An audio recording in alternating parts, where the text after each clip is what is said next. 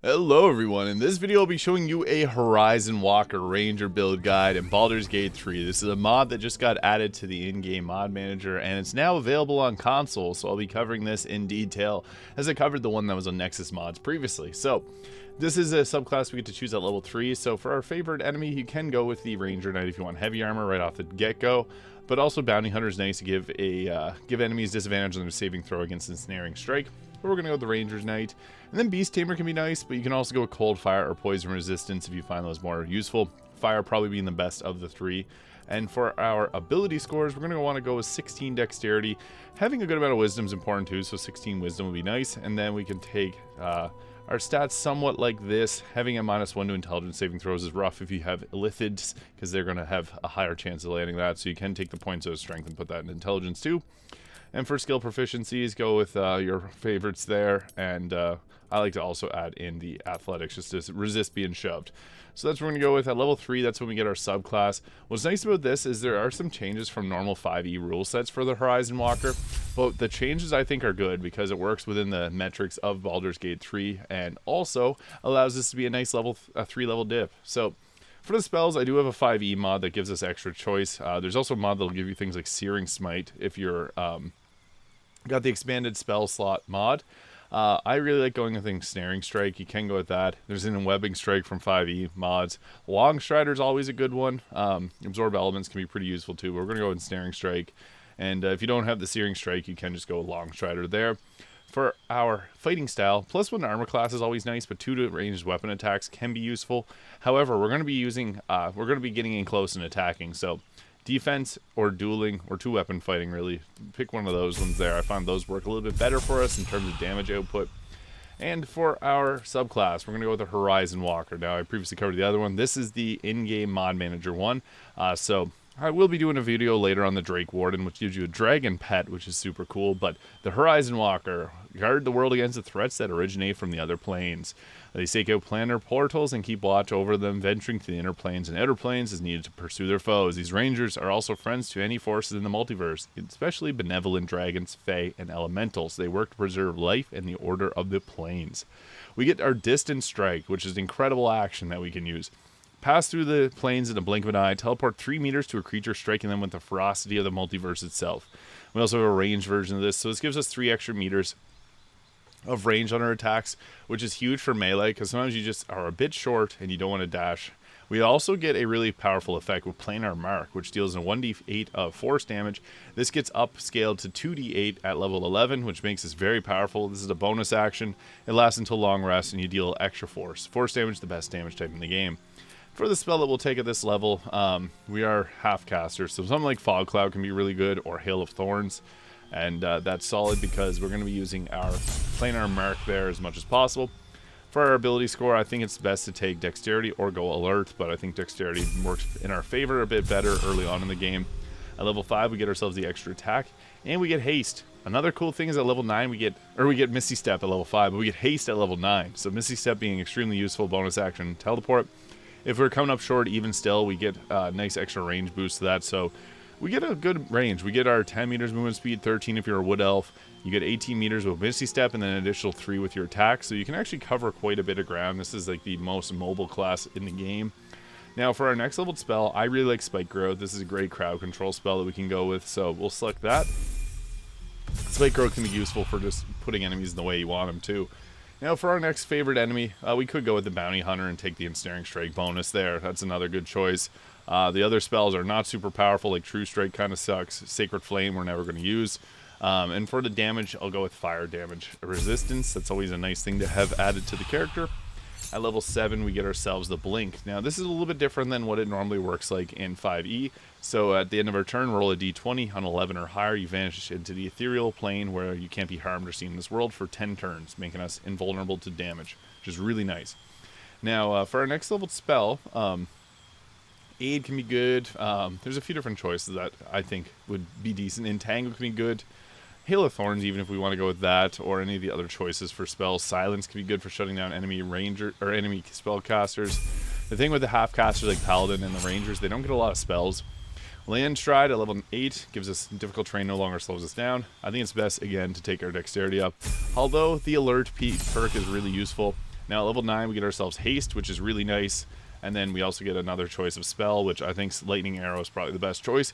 Plant growth also being really good too, so we could go that route as well. At level 10 we get our hide in plain sight, become invisible, gain +10 to stealth checks as long as you stand still. Another favorite enemy, so take what you want. Secured flame, I guess, for like shadows and things that are weak to it. And then take Wasteland Wanderer, Cold, or Poison for some extra damage. Or if you really want proficiency in Sleight of Hand, if you don't have a Rogue, you could also take that as well. At level 11, this is when we get our improved Distant Strike. So after hitting 2 distinct creatures with Distant Strike, the ranger's granted a bonus action attack. Can only be performed once per turn. So you get a 3rd attack, which is great. Let's look at the Flame Arrows cantrip if you have the 5e spells. There's quite a few. Conjure Barrage probably being the best choice for a good amount of damage there, so we'll go with that. And yeah, this is actually quite strong. So at level 12 we get one final feat, so I'd recommend taking Alert at this point. And that's what we're going to roll with. And we also get extra spells, which is nice. This subclass provides a little bit extra spell slots. So we got ourselves 4 level 3 spell slots and 4 level 1. So that's really good. Now we got our ability to blink, so this is combat only. You can tell or disappear. We have our Find Familiar. I like having the Raven Familiar because this can blind targets. It's pretty useful. Typically what we want to be doing is using our Distant Strike to give a little bit extra range. There's a cool weapon action attack there. So it's really nice. Now, what we're going to be going with, so this can use heavy armor. So you could go with a heavy armor choice, or you can go with a medium armor. It's entirely up to you. Armor of Agility is probably going to be our best choice for armor selection, so we can go with that for 26. And yeah, we get highest armor with the Armor of Agility, so I'd recommend going with that. I'm just going to quickly die to match the theme. However, I like the Boots of Protection, Cloak of Protection, and Rings of Protection, all for the +2 armor class. In addition to this, we're also going with the Killer Sweetheart Ring, which gives us a critical hit, and Amulet of Greater Health for better health. Cloak Protection, Mask of Soul Perception, +2 to attack rolls, initiative, and perception.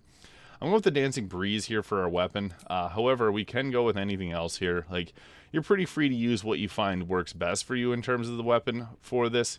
You can go with a 2-handed weapon even if you wanted to, but I'm also a fan of using a versatile weapon and using a shield. I think that works pretty good for this build. So if you want, you can go with like even Nirelna and equipping a shield on top of that to give us 29 armor class, making us extremely tanky, which is good. So we'll leave our leave camp here. I'll just show off what this looks like in combat. So we'll just leave Lower City here, and then I'll ungroup my team, and then I'll just go show you what it looks like soloing a group. So we leave them there, and we'll just run off. Now we have our, I guess my Raven pet is coming along too, so that's good for blinding targets. We got a couple great concentration. I forgot to take Plant Growth, but that's another spell that we want. Instead of Conjure Barrage, you could also go with that. So what's nice about this is we can set up like Fog Cloud and things like that. We got our Hide in Plain Sight, which makes us invisible. We can haste ourselves, so we can apply this right before combat if you know you're getting into a combat encounter, and then run up into the combat and you'll have your 2 actions. So we got someone right there. What's good about this is we have a lot of movement speed with this weapon, so we can run up and then use our Distant Strike, which allows us to attack and warp around. And we got the kill off really easily. That was a little bit much. I didn't expect that.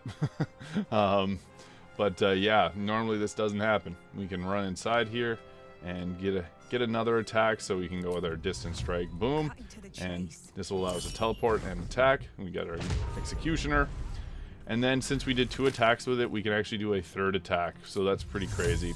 And then we can literally teleport in and do that attack again. So Distant Strike, very nice for that reason. And then we could even use like an Illithid ability, or we even got our Distant Strike number 4. So that's even better. That gives us another attack. I might just attack her there. Boom. And that is a extra action, so we can also go ahead with our Illithid abilities. Mind Blast being a pretty good one. This might take her out. And it did. Boom. He's pretty wrecked too. So you can see here, this class is very powerful. We blocked our attack because our armor class is so high. I almost feel bad just walking around with this. But boom, there's 1. Boom, there's 2, and that took him out. So yeah, this class goes really hard. We didn't even use a single spell slot. We had our we have our haste there. It's funny that haste didn't use a spell slot. I guess this is a haste that's free transmutation cantrip version of it. So that's one thing to keep in mind. Is we're going to get lethargic here in a moment. So we'll just cancel that. And we can't move. I'll just show this off at the town's gates just so you can get a better idea of the combat. It is very strong. Very, very strong. So that is one thing to keep in mind. We don't get our Illithid ability, which makes us broken. So yeah, I guess I'll go ahead here and show off what this looks like. If you have someone to set up with you guys, I like getting Create Water off. I don't have it on Shadowheart. I might have it on Gale. I don't. So this is where things like the Wave Mother's Robe can be a good accessory to pair alongside this, because then you can upcast the Create Water from that. So I'll put this on Shadowheart, and then she can drop the Create Water on everyone. I guess we'll go into turn-based mode. So then Create Water, boom, and we'll drop that there. So that applies wet to a bunch of targets, and then we come in with our lightning arrow. So anytime you can abuse any type of extra damage, go ahead and do that. So we hit nice. Alright, and then we'll get into a fight here. So what this is going to look like, we already used our action. Crap, and I forgot to haste myself. Double crap. I guess we have our Misty Step to back off, or we could use like a black hole here to kind of offset that. So we'll just drop that there. And it slows everyone, so this could be a good chance to get yourself buffed up. So I dropped the ball on that. We'll just let them do their thing. They're going to use their barrage on everyone, or volley on everyone, in Snaring Strike. Didn't see that one coming. They usually use the volley. Yeah, there's the volley.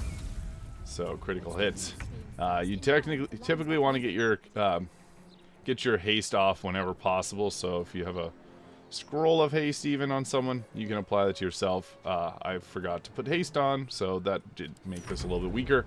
But yeah, we might get wrecked here. We'll see in Snaring Strike. Shadowheart probably doesn't have haste either. Freedom of movement, unfortunate. So yeah, that is not ideal, but we can make the best of it. So I'll just use her to create Ice Storm there, which will hopefully knock people down, and create some ice surfaces that'll hopefully buy us some time. Normally on these builds I don't like to use, oh, he jumped, smart.